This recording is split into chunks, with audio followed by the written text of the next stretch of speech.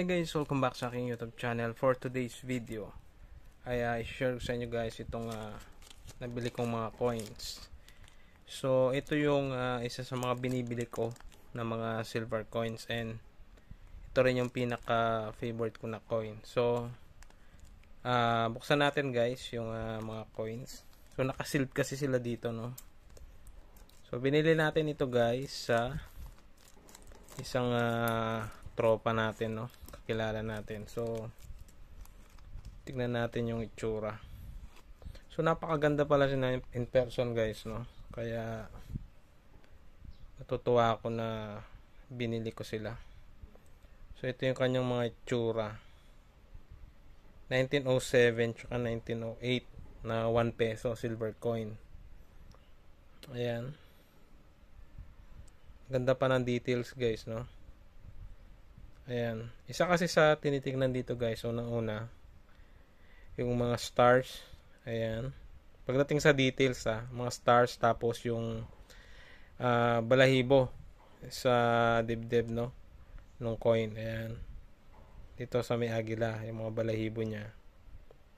Ayan, isa sa mga tinitingnan yan. Tapos ayan, itong mga daliri sa paa.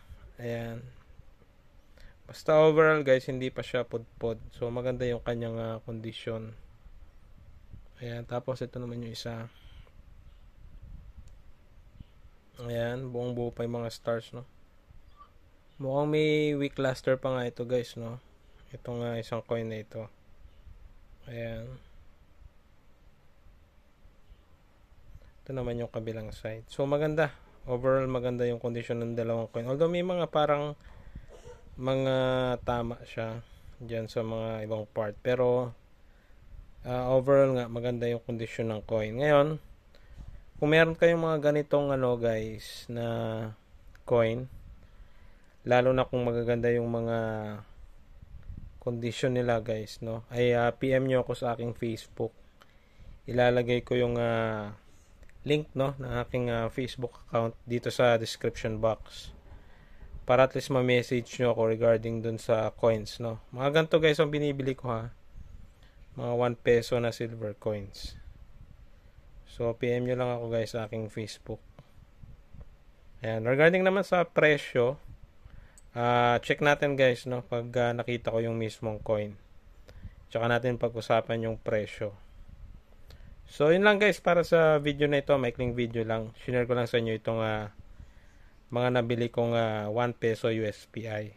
So ito panahon ng mga to guys, no, ng mga Amerikano. So 1907 tapos 1908. Ayan, itong mga ganito pala guys na 1 peso is from 1903 to 1912. So kung meron kayong mga year na gano'n na magaganda yung kondisyon, ay PM nyo lang ako guys, no.